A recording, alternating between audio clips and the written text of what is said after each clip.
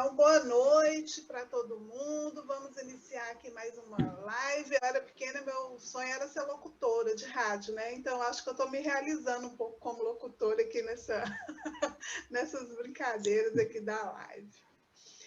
Boa noite, Márcio. Muito obrigada por aceitar o convite. Seja bem-vindo.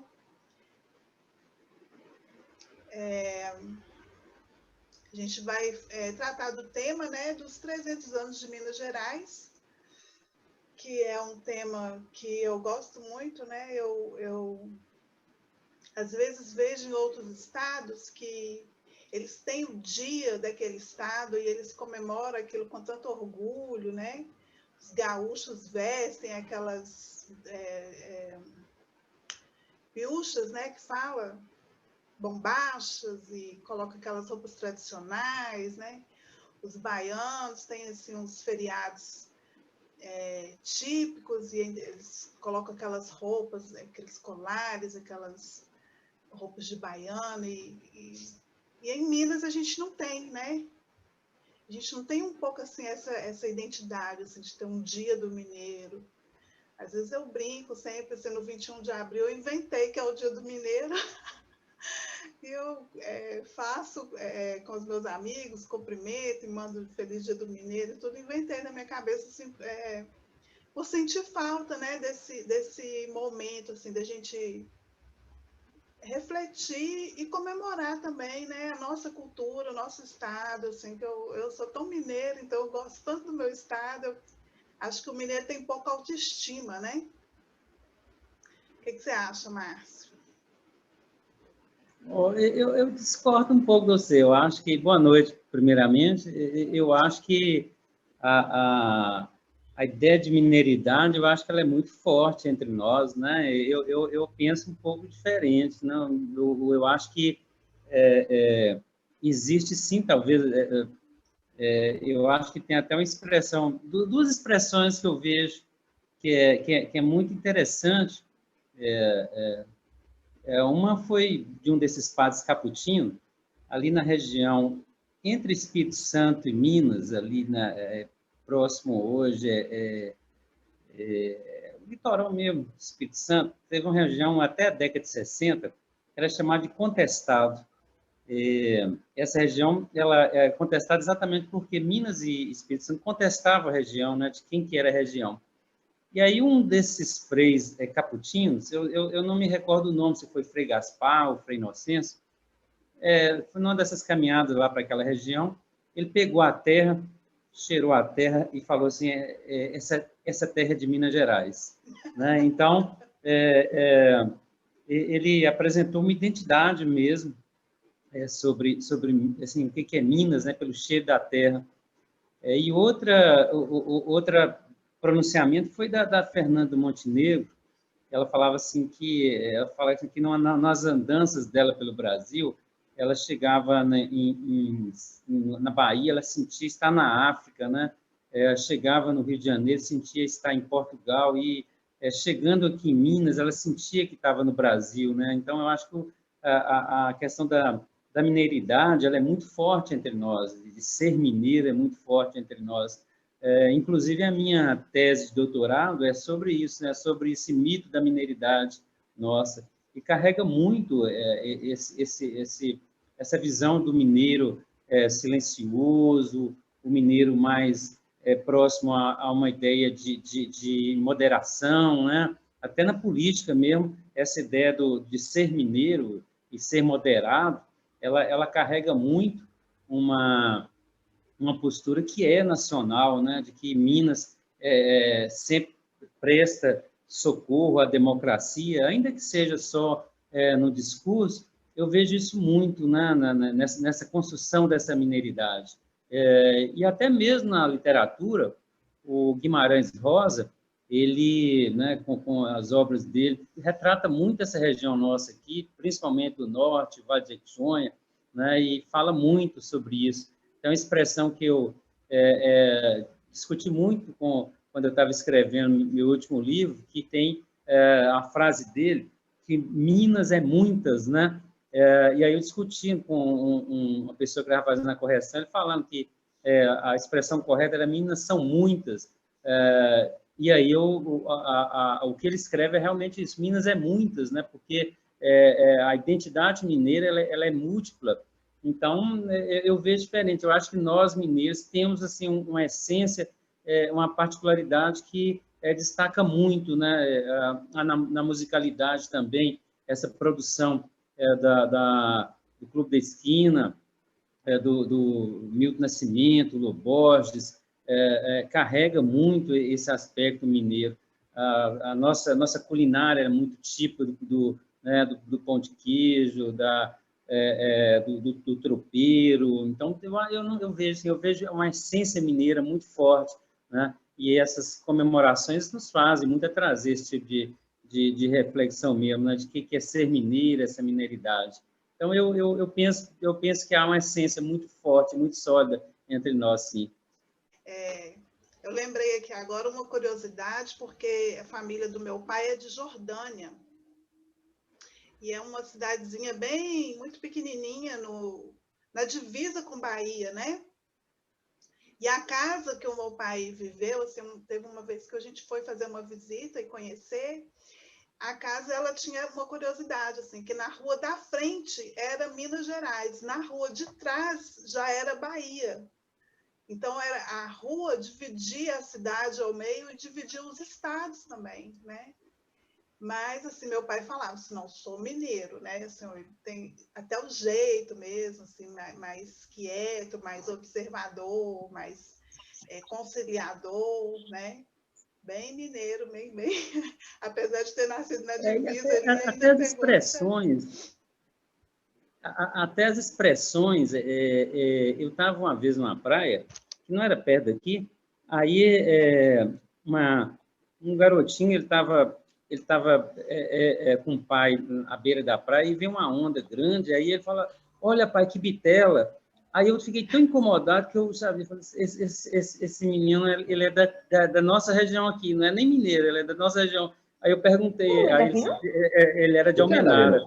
A gente tem a língua nossa, né? Essa coisa muito da mineiridade mesmo. Outro ponto que eu achei interessante, até no próprio linguajar, no interior de Minas mesmo, entre nós mineiros, há um estranhamento. Eu me lembro também que eu trabalhava na universidade, na faculdade aqui da UNEC, que era de Caratinga, tinha uma extensão aqui. Aí tinha uma coordenadora nossa de Caratinga, aí chegou uma moça falando para ela assim, Pia Márcio. Aí ela olhou para mim sem entender o que ela estava falando, né? Aí eu traduzi, falei, olha, ela está falando assim, ó, olha só, Márcio, ela está bulindo comigo, né? Então, a nossa própria expressão mesmo, tudo isso que traz muito dessa mineiridade, né? A nossa musicalidade, Ricardo, né? Que traduz muito isso aí também na música bacana dele. Então, eu acho que tem muito a ver com essa nossa construção mesmo do que é ser mineiro. Eu acho que fortalece muito essas comemorações e traz também reflexões, né? Para o bem e para o mal, né? Somos mineiros. Porque tem esse lado que é reflexivo, que é conciliador, mas também tem um lado que é submisso, né? Que é aquele matuto que...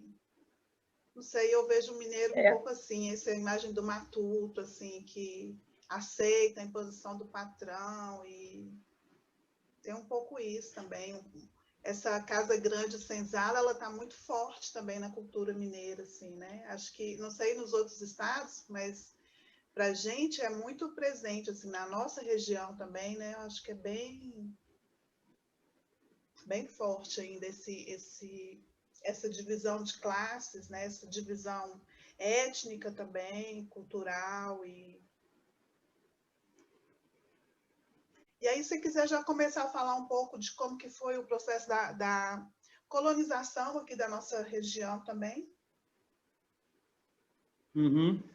O que assim, eu acho que a gente pode colocar isso como contraponto, eu acho que eu achei interessante, primeiro, essa coisa da comemoração, a gente, se por um lado a gente tem, busca uma certa identidade, uma leitura que proporciona para a gente uma certa visão de prazer, né? O próprio espaço mineiro, ele traz uma situação de muita satisfação visual, né? Esses morros mineiros, isso tudo traz a poesia do Drummond cantava muito isso, né? Mas ao mesmo tempo a gente tem a própria dureza da construção da capitania, que essas comemorações precisam de ser remetidas, né? Por exemplo, os 300 anos, ele é comemorado por quê, né? Por que surge essa comemoração exatamente nessa data, né? 300 anos atrás corresponde a 1720, né? E o que data é essa?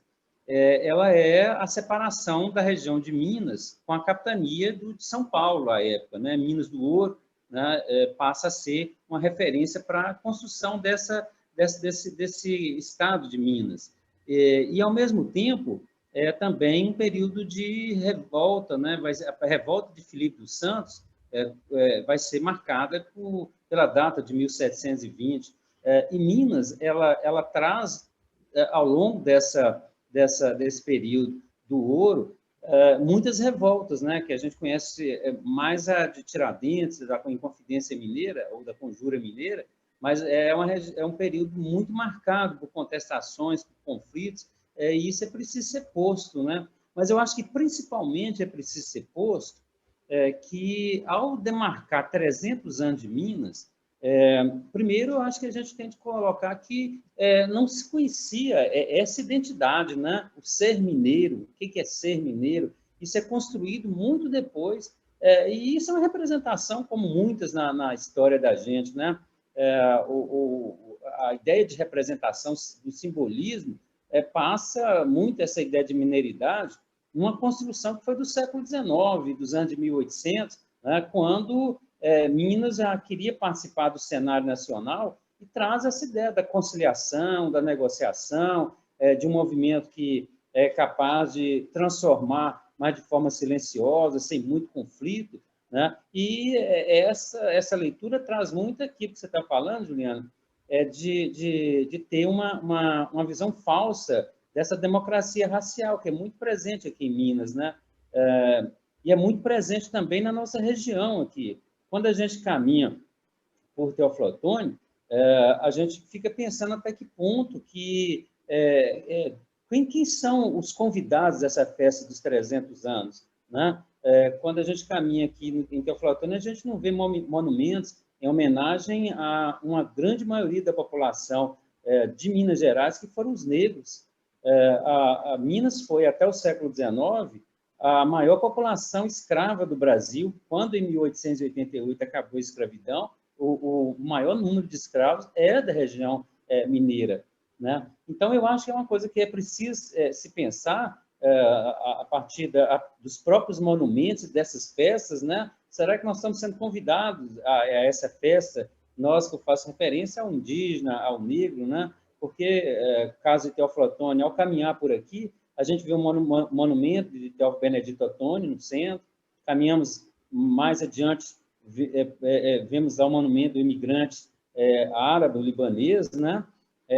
Subindo lá para a Praça dos Imigrantes, a gente vê um imigrante alemão, e nós não conseguimos perceber que não temos uma representação negra aqui, né? A representação de maior, que poderia ser mais pertinente e que, no entanto, nos coloca o negro numa referência mais laboral ou trabalhadora do que a própria personificação de um monumento, é a Baía Minas, né? Então, você tem ali um monumento do libanês, um monumento em homenagem a Teófilo Otoni, um monumento em homenagem ao alemão, e aquele que deveria ser o trabalhador negro da Baía Minas é uma máquina. Então, a própria negação da existência, da presença desse grupo é muito marcada aqui na nossa região, como o silêncio mesmo de quem teve uma participação efetiva. Então, essa mineiridade é uma forma de abrandar um espaço que, na realidade, ele foi muito tenso, né? Foi muito repressor e muito violento. também, eu acho que quando a gente coloca sobre essas comemorações de 300 anos, é preciso entender que antes aqui da região de Minas Gerais, havia um grupo significativo de indígenas e que, com essa ocupação, eles foram violentamente exterminados, né? Muitos não conseguiram contar a história, alguns remanescentes, mas, de uma maneira geral, a exploração aurífera trouxe aqui uma leva de pessoas expressiva, né? Por exemplo, Ouro Preto chegou a ter, na região, no entorno de Ouro Preto, mais de 100 mil pessoas. Isso correspondia a uma população no século XVIII maior do que Nova York, maior do que Londres, maior do que Paris, né? Então, era uma efervescência de pessoas que não retrata toda a violência dessa ocupação a partir de indígenas que aqui moravam. E também da violência que foi a vinda de uma quantidade enorme de escravos para trabalhar na mineração, que morreram aqui nessa mineração, e que o silêncio desses escravos, né, não são retratados, não são trazidos para essa comemoração. Então, tudo isso é motivo de reflexão para a gente tentar entender um pouco sobre esses tipos de datas, né? Essas datas elas precisam ser provocadas até para que a gente tenha esse sentimento gostoso de mineridade, mas que carregue com ele também uma outra realidade, que são as tensões mesmo, os conflitos que são abordados aqui e foram incorporados à nossa região, né? Então, é importante a gente conseguir construir essa leitura. E aí nós temos nossas particularidades aqui do Mucuri também. Eu acho que você queria que eu fizesse essa abordagem, né, Juliana? Pode ficar à vontade. Então vamos tentar, nesses 20 minutos, fazer um pouco desse retrato da nossa região aqui do Vale do Mucuri, porque é importante, primeiro, a gente começar com a seguinte ideia.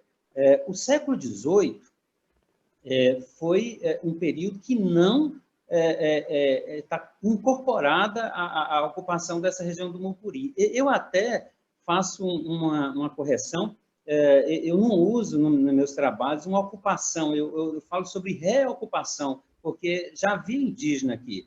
E aqui até o século XIX, a metade do século XIX, os anos de 1800, aqui era mata densa, né? Então, essa região nossa aqui do Nordeste mineiro era mata de difícil penetração. Era um espaço onde habitavam indígenas e o governo português, que à época o Brasil ainda era colônia, manteve essa mata densa por conta de evitar o contrabando, né? Então, era uma forma de evitar que os grupos que levassem o ouro, o diamante para outras regiões fossem impedidos como um cinturão, uma verdadeira muralha natural que era o Vale do Mucuri.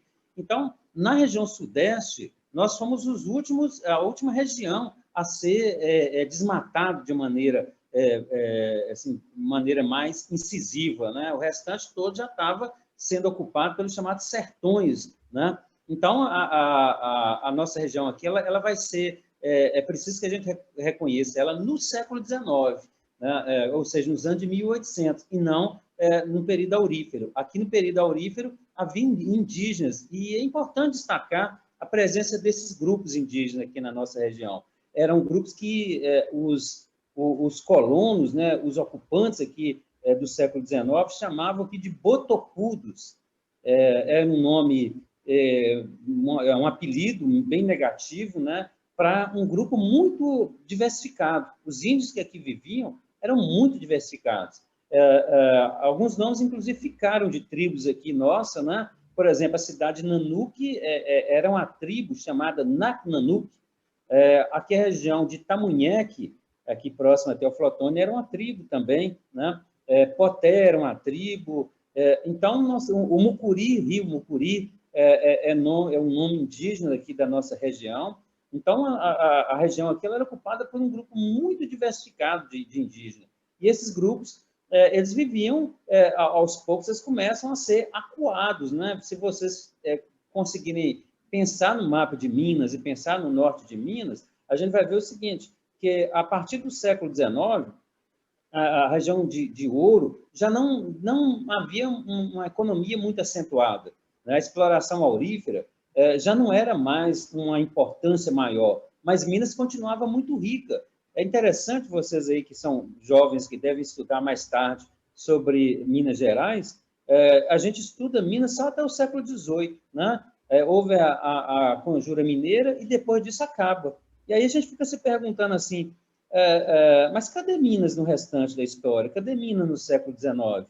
E a região mineira continuou sendo rica, mas não mais uma riqueza que brotava a partir do ouro, mas uma riqueza a partir de produção, principalmente da agricultura e de manufatura, né, para atender a corte, que era o Rio de Janeiro. Então, a partir desse momento, essa região começa, nossa, aqui a ser acuada. O que significa isso? A região começa a ser desmatada, e aí a gente vê uma marca muito forte aqui no nosso espaço de ocupação, vai ser a violência, né?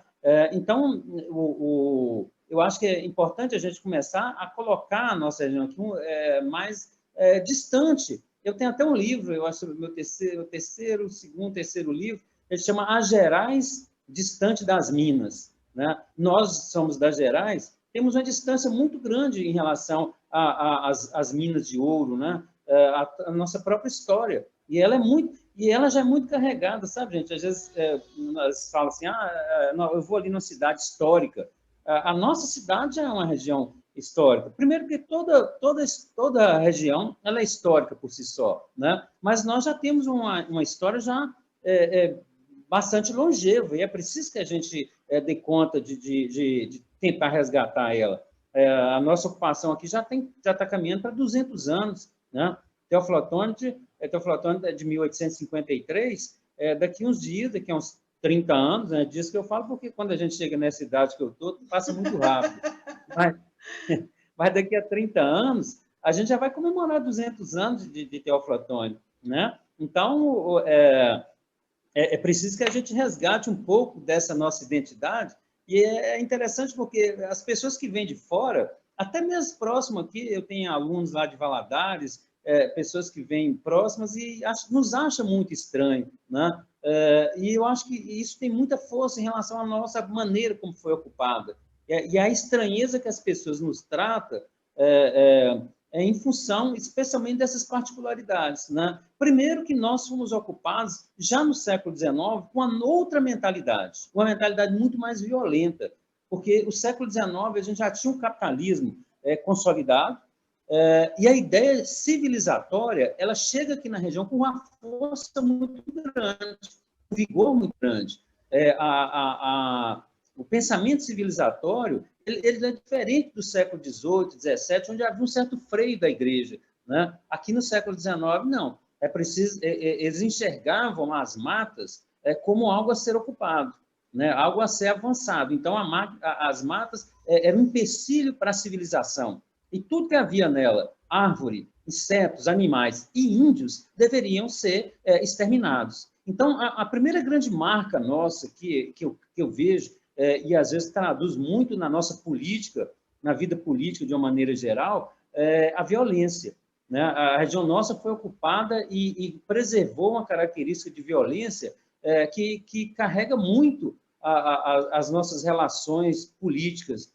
A gente não tem um espaço democrático dentro do espaço público nosso. Ele tem um comportamento da população, de uma maneira geral, extremamente autoritário, né? E isso reflete muito na política. E essa violência ela vai ser permanente e constante, a contar pelo extermínio indígena, né? Os índios eles vão, até os anos mais ou menos de 1920, 30, a população indígena aqui é completamente exterminada. A gente não tem resquício nenhum mais de grupos indígenas. Recentemente, eles fizeram uma demarcação de terras aqui próxima à região de Campanário, de família, de netos ou bisnetos de indígenas aqui, mas sobrou muito pouco. A forma violenta como foi ocupada trouxe um silêncio muito grande em relação à manifestação indígena, como a gente consegue perceber em outras regiões, né, de espaço onde você tem resquícios de comportamentos indígenas, da mesma forma em relação ao negro, né? A escravidão aqui, toda a presença negra, ela é muito apagada e a gente vê muito em relação à escravidão. Quando eu escrevi sobre a escravidão aqui, um trabalho que tem a respeito de escravidão, é o meu, as pessoas estranhavam muito, achando que aqui não havia escravos, e a gente teve uma quantidade significativa de escravos aqui na nossa região. Mais de 10% da nossa população era negra, né? Escrava. Essa ocupação, então, ela passa pelo primeiro caminho, que eu acho que é a estrutura violenta como foi construída. A segunda, que eu acho uma grande marca da região, e que vai somando tudo isso um pacote de 4 pilares, que eu tentar falar aqui de uma maneira muito rápida, é o isolamento, né? Se havia a violência, por outro lado, a gente tem uma estrutura extremamente isolada do restante, porque como que nós somos ocupados? Pela Companhia do Mucuri, que era uma empresa de Teófilo Benedito Ottoni. Ele imaginava, ele era do Cerro, né, da região do Alto do Jequitinhonha, e ele imaginava que, fazendo um percurso aqui pelo Mucuri, para ligar com o Rio de Janeiro, ficaria muito mais barato o comércio. Naquela época, a gente tinha a chamada Estrada Real, levava 2 meses para levar uma mercadoria para o Alto Jequitinhonha.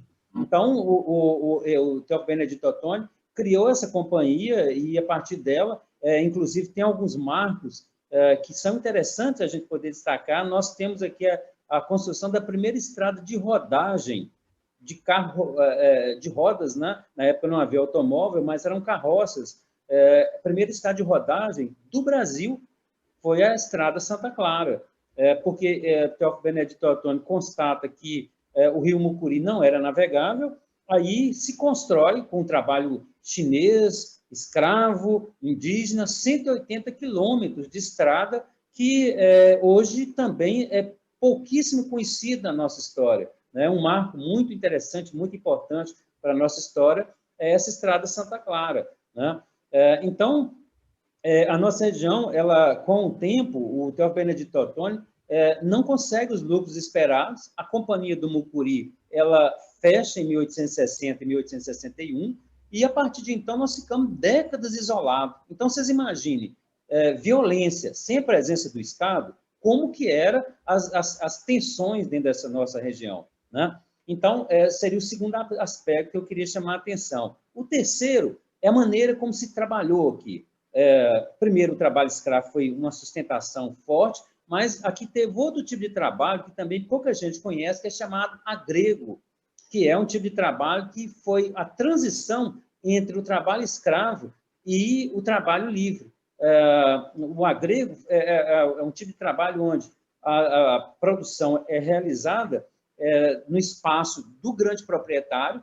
O agregado é aquele que não tem a terra e que se submete ao trabalho porque não tem a posse da terra e tem uma condição de extrema miserabilidade.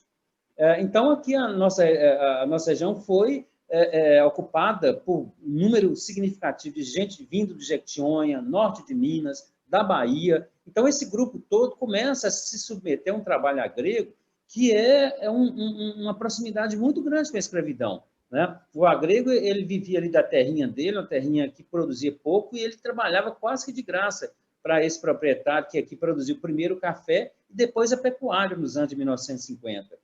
E dentro desses pilares aqui da região do Mucuri, né, que eu estou citando esses 3 elementos, o quarto seria uma forma de uma cultura extremamente predatória da nossa região. O que é isso?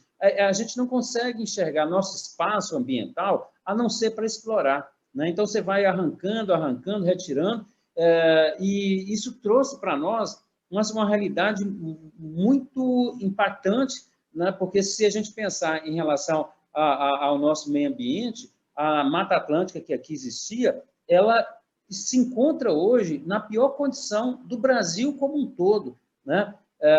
E aí nós vivemos hoje uma situação extremamente difícil, porque toda a nossa leitura, e aí, gente, é importante destacar que nós, até os anos de 1970, quer dizer, até 50, 40, 50 anos atrás, nossa realidade aqui era uma realidade completamente rural. Né? Então, o trabalhador, na sua grande maioria, vivia na roça.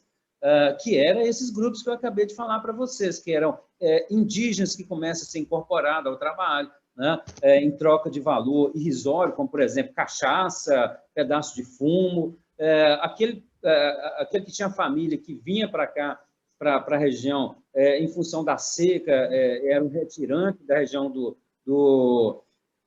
Nordeste, da região do Nordeste, principalmente da Bahia. Então, todos esses grupos que chegam aqui, que vão ocupando a nossa região aqui, eles vão acabar se submetendo a condições de extrema dificuldade, né? E aí a gente começa a fazer esse pacote e perceber assim, que o resultado de tudo isso, desses pilares, né, uma relação de tradição violenta na política, uma relação de isolamento por muito tempo, causa impactos que vão gerar também no tipo de trabalho, modelo de trabalho, na condição miserável da maioria da população, e, ao mesmo tempo, de uma visão ambiental depreciativa, de uma visão em que o ambiente é algo a ser sempre destruído, e a base da nossa agricultura foi toda essa, né? A plantação do café, e aqui é interessante que nossa região aqui era chamada de matas, né? As matas do Mucuri. Então, a turma vinha do Jequitinhonha, vinha de outras regiões, para as matas, que era um espaço fértil, né? Você tinha muito espaço, então vamos desmatar e produzir. Aí esgotou o solo, desmata e produz mais. E foi assim que aconteceu com o café até os anos de 1930 e depois com a pecuária, né? Então, a maneira como é que foi explorada a pecuária, a gente pode ver o caso aí dessa região mais ao sul, a leste mesmo, do chamado Baixo Mucuri, Médio e Baixo Mucuri, que é a região de Carlos Chagas, de Nanuque, foi a região que produziu gado, então desmatava, e a agregada que fazia esse trabalho, né, a custo nenhum, desmatava, colocava o gado e o pasto. Aí esgotava o solo, desmatava mais. Então, foi chegando um momento que a década de 70 sentiu muito, não havia mais solo. E nós sentimos esse impacto hoje, né? Se a gente for olhar o nosso entorno, a gente vê o Rio Mucuri, os afluentes como o Todos os Santos, os subafluentes, como é o caso do Poton e outros mais aí, todos secaram, que eram rios caudalosos, que eram um exemplo a ser medido e ser percebido, né? No século XIX, os viajantes que aqui chegavam viam nossas matas com muita riqueza, com muita beleza, né?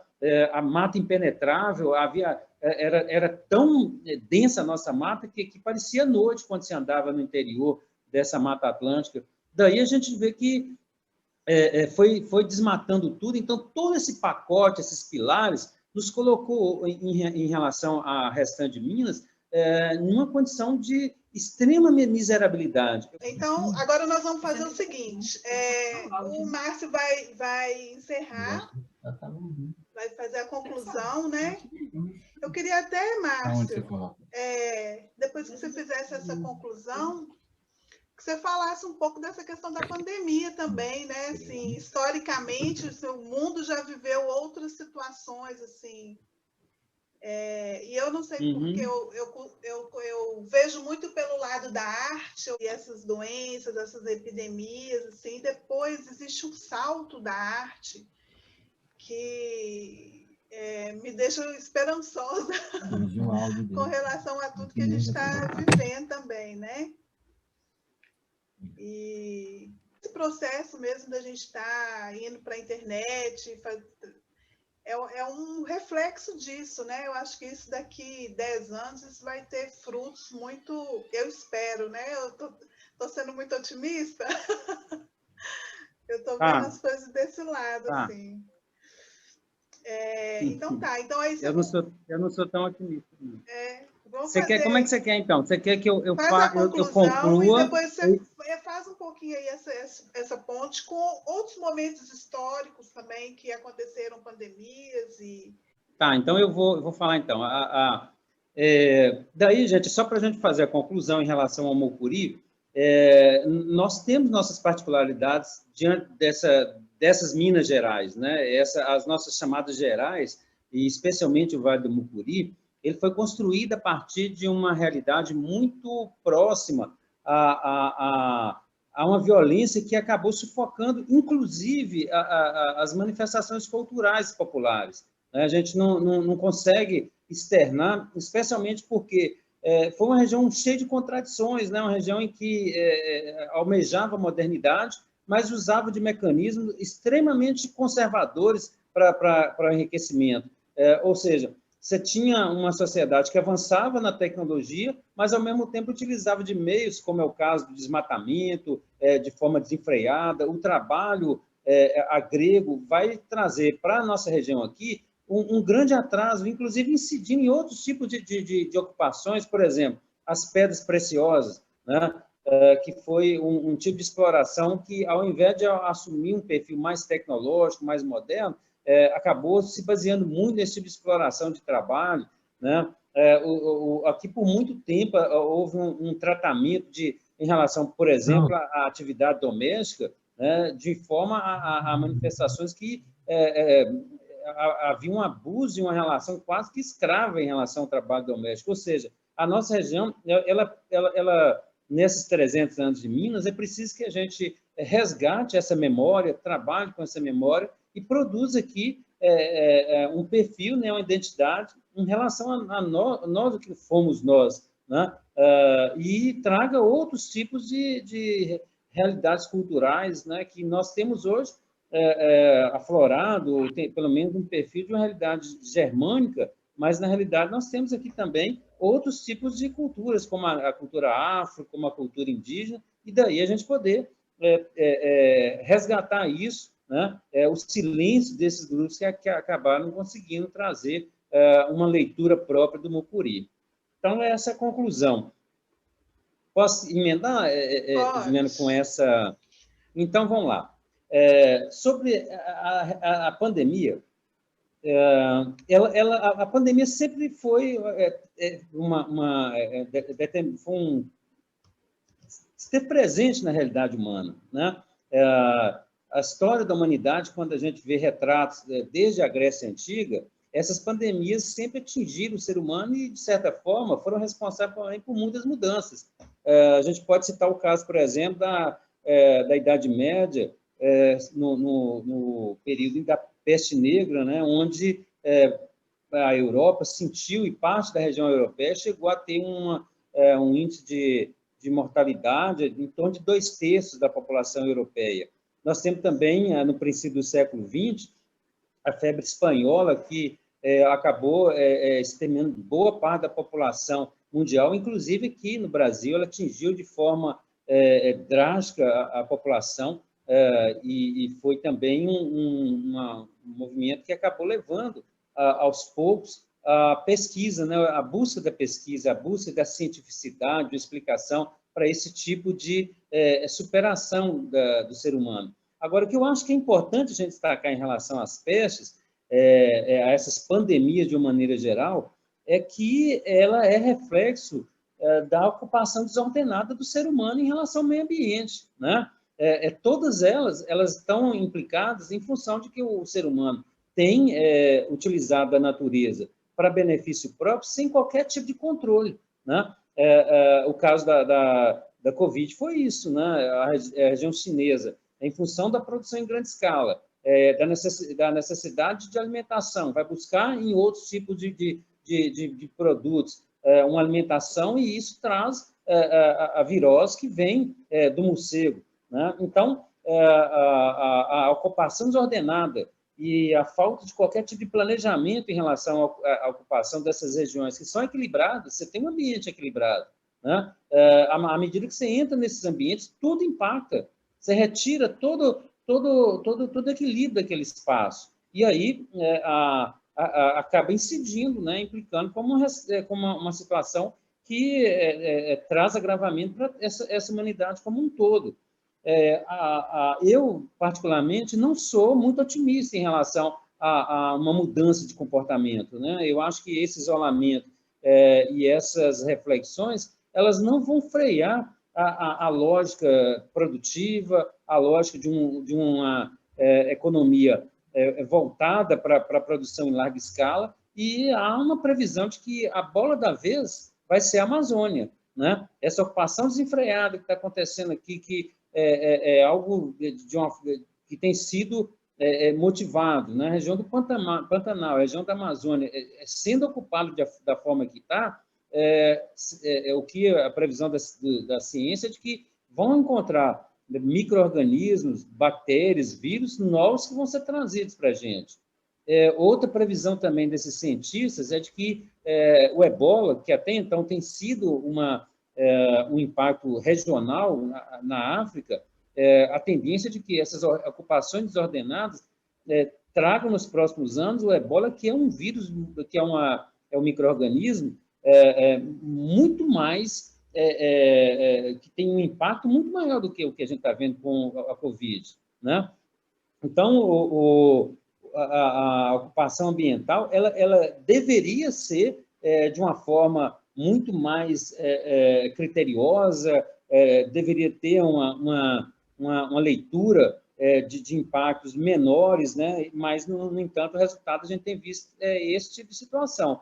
E eu acho que pensar nessa pandemia como uma forma de encontrar uma sociedade mais humana depois de tudo isso passado, eu acho que ainda ser muito otimista em relação ao ser humano. Eu não vou dizer assim, mais humana, né? Mas eu falo assim, porque talvez seja uma visão romântica assim sobre a arte moderna e o início do século passado, né? Eu acho que eu estou misturando as coisas, talvez, não sei, né? Mas então eu penso assim, foi um momento que houve uma renovação muito grande na arte e na sociedade de uma forma geral, né? Ao mesmo tempo que a gente sabe todos os problemas que aconteciam naquela época, mas houve essa renovação a partir da arte, eu acho que de comportamentos também, né?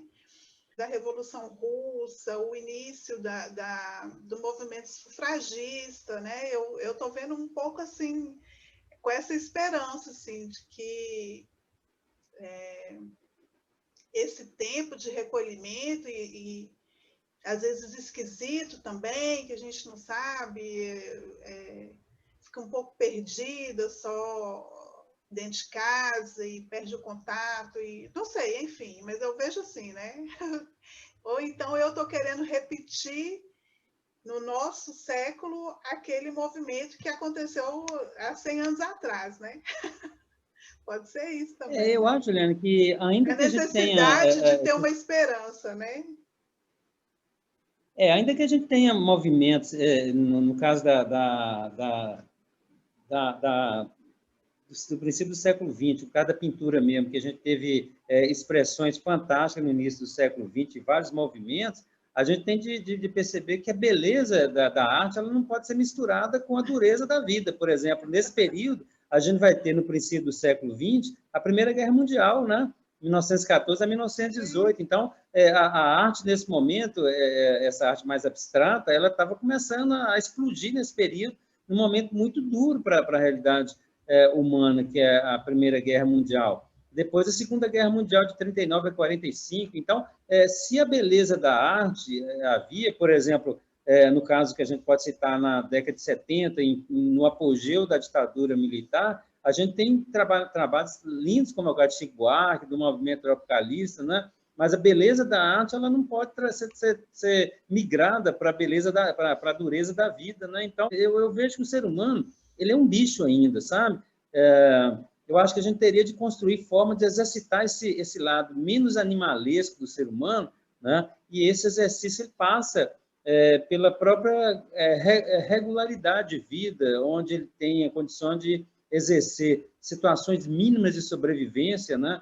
Onde o risco de vida seja menor, e aí implica numa distribuição de renda maior, numa condição de liberdade maior, né? O poder democrático, né? Superando a pirâmide de o Maslow, autoritarismo. né? Aquela pirâmide de Maslow. Né? Então, eu acho que, infelizmente, a arte ela não consegue interferir nessa dureza da vida. Talvez ela consiga abrandar, né, nossos olhares. Mas eu falo isso. No sentido de que a realidade também ela se colocou de uma forma tão dura que o artista não conseguia retratar aquilo, né? Ele teve que criar formas de expressar para poder superar aquela fase ali, onde a realidade para ele também machucava muito, né? Então, não sei, talvez Bom, o tempo é que dirá, né? Vamos ver. Nós, seres humanos, a gente acaba apropriando o espaço ambiental de uma forma completamente descontrolada e irracional. Como é que a gente vai deter isso? Essa que é a grande questão, né? Como é que você vai deter a irracionalidade humana diante da vida, né? É por aí. Talvez com música, talvez com arte, Ricardo. Vamos passar para nosso Ricardo, momento né? musical. Vamos ver se a arte nos traz alguma resposta. Oi, Ricardo. Oi.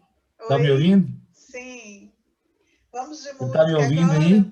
Estamos?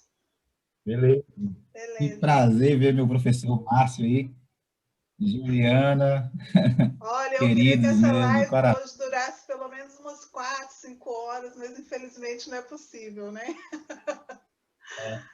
Olha, Juliana, Márcio Atim, tudo que está acontecendo hoje, eu já sabia, porque Márcio Atim já tinha falado com a gente lá na sala de aula, mas não é que ele pela base dele, né, essa base de conhecimento, e então, assim, a arte tem muito poder, sim, de transformar, mas ela ainda não tem... Eu acho que quando a arte se propagar mais no coração das pessoas, né, quando ela se alastrar mais, de uma maneira bacana, aí as pessoas entrando no estado da arte, a coisa pode modificar, né? Mas talvez leve alguns milênios, né? Ô, Ricardo, a gente estava falando de Minas Gerais, sobre o mucuri. Eu não sei se você já tem pronto um repertório, mas a Morena do Vale do Mucuri cabia bem aqui, né? É a O que você Morena acha? Mineira, foi Juliana essa que eu exigiu que eu pedi. cantasse ela aqui, moço. Eu Morena vou cantar. Mineira do Vale do O Mucuri é Atlas, uma pedida boa. a Então, pandemia, pandemia é vamos ruim, de mas ela Morena tem Mineira, seu... né? A pandemia ela é ruim em alguns aspectos, mas ela tem um lado bom também desses reencontros, né? Vamos de Para mim Morena foi até Mineira. bom. Para mim, sem querer ser muito egoísta, mas para mim foi até bom, que eu tinha um tempo que eu queria ficar mais quieto, assim, sabe? Mesmo sem grana. Foi um ano sabático forçado, né? Deu para quietar um pouco. Só a cabeça que ficou muito agitada.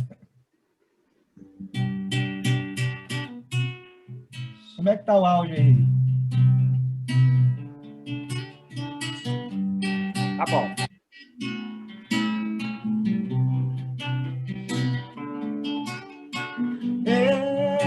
Morena mineira do Vale do Mucuri. Morena mineira do Vale do Mucuri. Café coado na hora, fruta apanhada no pé, primavera dos meus olhos, flor, menina, mulher, morena das muitas minas, misteriosa mulher, com gesto de olhar apenas, diz a que veio e que quer. Morena mineira do Vale do Mucuri. Morena mineira.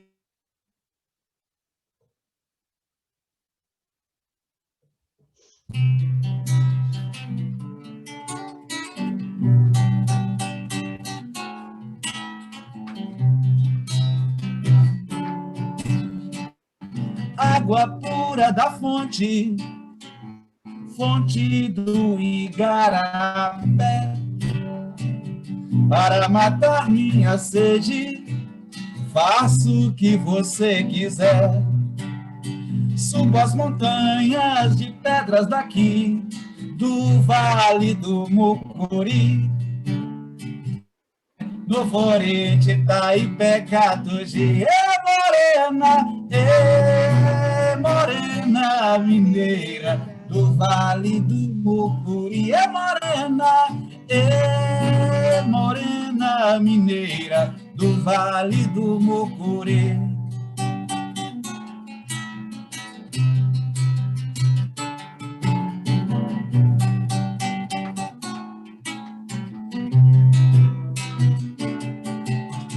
Água pura da fonte, fonte do Igarapé, para matar minha sede, faço o que você quiser. Subo as montanhas de pedras daqui, do Vale do Mucuri, corro de Teoflotone, Poté, Novo Oriente, Itaipé, Catugi. Morena, mineira, do Vale do Mucuri.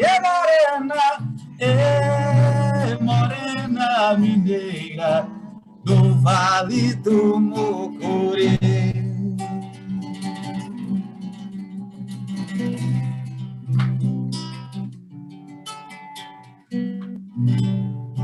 Ei, morena, bonita. Essa música é linda. Essa música é linda. Você é um compositor de mão cheia, Ricardo. Um cara fantástico mesmo. Muito obrigado. Maravilha. Obrigado, Márcio.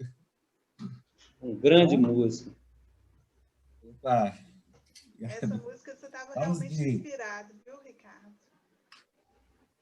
Moça, Márcio E Márcio a tem sonoridade dela tem a ver, que o Márcio até falou ali da questão do Clube da Esquina, mas a gente tem a música do Vale de Jequitinhonha, também a gente tem a música nossa aqui, que também tem uma identidade própria, né, também. E essa música sua, ela traz um pouco isso pra gente. O Márcio falou sobre a construção de uma identidade, né? E para nós, assim, isso é um pouco complicado, porque parece que Teoflotone, até o nome Filadélfia, né, uma coisa assim, foi feita para ser assim, cosmopolita, algo assim, sabe? E aqui tem muita coisa ao mesmo tempo, assim, muitas realidades aqui em nossa cidade, né? E eu sou muito grato ao Márcio, né? Porque quando eu estava lá na UFVJM, o período que eu passei lá que eu estudei, né? A gente teve a oportunidade de adentrar um pouco nesse universo regionalista, né? Eu já tinha feito alguma coisa assim, era o Passeio do Cantador, que é uma música minha, há um tempo atrás, mas a partir daquela nossa pesquisa, né, Márcia? Aquela que eu acabei fugindo o tempo, mas assim, me ajudou bastante, assim, me inspirou a compor essa música. Tem uma outra também, que eu falo um pouco da questão indígena, assim, misturada, um pouco meio psicodélica, sabe? E, assim, vieram dessas temáticas, assim, essa coisa. Quanto mais os artistas daqui tiverem acesso a essa história, né, Márcio? Vai se formar uma identidade, sabe? Essa história nossa do Mucuri, e pode se tornar uma identidade diferente, né? Muita gente quer que o Vale do Mucuri tenha como é que se diz? Dê uma resposta artística como foi feito no Jequitinhonha, né? Mas acho que é totalmente diferente, apesar de você ter essa influência, né? Mas se surgir algo mais forte aqui, algo mais concentrado, uma cultura, uma identidade cultural, o Vale do Jequitinhonha vai vir como uma influência, né? Mas é diferente, eu acho diferente aqui, sabe? Apesar da proximidade, né? Dos costumes e tal, né? Falando em relação à nossas conversas, né? A gratidão é toda minha de ter tido a companhia sua por um tempo a gente conversar e trocar informações. Foi muito gostoso aquele período. Eu acho que é preciso provocar, sabe? Eu acho que a arte do Jequitinhonha, eu acho que ela nasceu, isso é uma suposição, mas eu acredito que todo ser humano produz arte, né? O que eu vejo de diferente em relação ao Jequitinhonha é porque, na década de 70, 80, a Igreja Católica, com o movimento da teologia da libertação, ela, aqui na região, ela teve uma característica, lá no Jequitinhonha teve outra.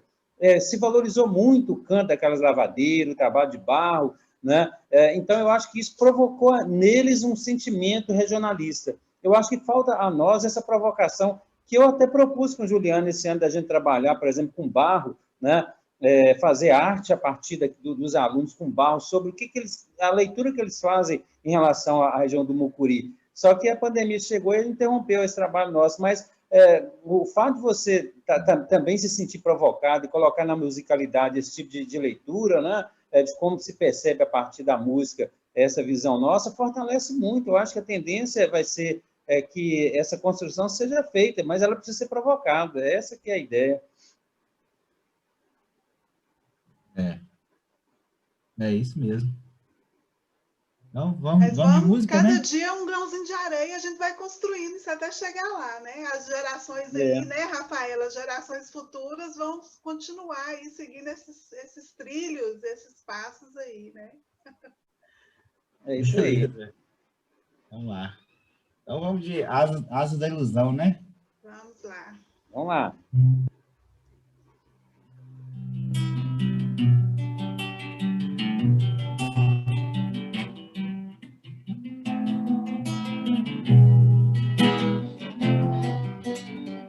Essa saudade que aos poucos me invade, sem razão e nem porquê, essa ausência, essa ansiedade de me encontrar, que me domina, cuja forma me fascina, feito um sonho desvairado. Minha pureza, meu pecado, alguém que ainda não vi. Sou água, sou cristal, sou líquido, sou flor nascendo aqui. Meu amor, minha criança, meu colibri. Asa, leva-me daqui. Voa comigo pro meu bem-querer. Alguém que ainda não vi, mas que amo sem conhecer. E no compasso da canção, sua voz ouço eu cá. Maravilha, ilusão, coisas do mundo de lá. Quero estar ao seu lado, com você irei morar.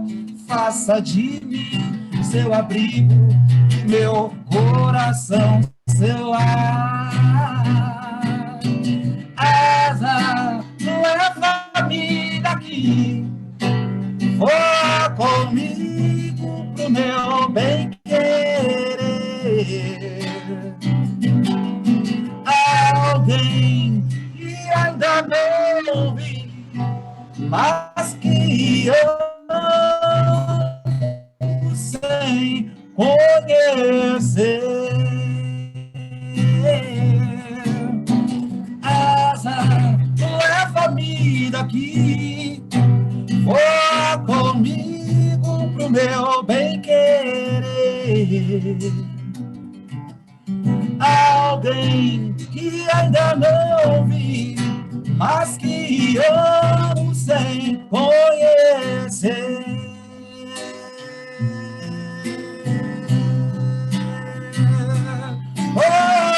Oh, oh, oh, oh, oh.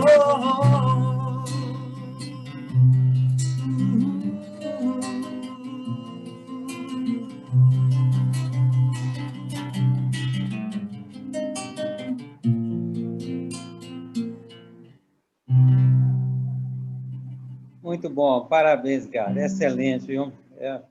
Música, Obrigado, Márcio. Grande músico, grande artista. Cassandra, ela concluiu o mestrado? Está perguntando se você concluiu o mestrado. Estou ainda sofrendo na dissertação, mas está indo. Está no sofrimento. Na dissertação. Tá fluindo. Joia. Agora, Mas é uma isso. outra leitura que eu faço querem também, Ricardo, que eu acho que tem muito a ver com o Vale de Jequitinhonha, que eu tenho trabalhado muito com essas situações, trabalho político aqui na região, e aí, só concluindo aqui, Juliana, que aí eu vou embora. Eu acho também que ajudou muito a construção do Vale de Jequitinhonha a pobreza. Deixa eu só falar, nós temos 3 minutos para encerrar, tá bom? Então, só concluindo, a pobreza trouxe para a nossa região aqui, uma região que era rica, uma elite muito opressora e que sufocou muito os movimentos populares, coisa que o Jequitinhonha teve, pela pobreza, uma liberdade maior pela condição da região. Era isso, mas bem curto seria mais ou menos isso. Mas então, Juliana e Ricardo, beijão para vocês, Cassandra, um abraço para vocês todos. Obrigado pelo convite. Também, gente, eu que agradeço você também, muito. tudo de bom. Um prazer e satisfação. Cassandra, dá um tchauzinho pra gente na Querido câmera aí, amigo, Cassandra. mestre, Juju. Tchau. Tchauzinho, boa noite. Muito bom, viu? Estava aqui só para Tchau, boa noite. Um abraço. Obrigada pela participação, por terem aceito o convite. Obrigado. Tchau, obrigado. Tchau. Tchau, Márcio. Tchau, Ju. Tchau, Rafael. Tchau. Podem clicar aí, vou fechar aqui. Obrigada, viu, gente? Obrigada, Rafaela, Lara, Cida. Obrigada, Ricardo, mais uma vez, Cassandra. Vou fechar aqui.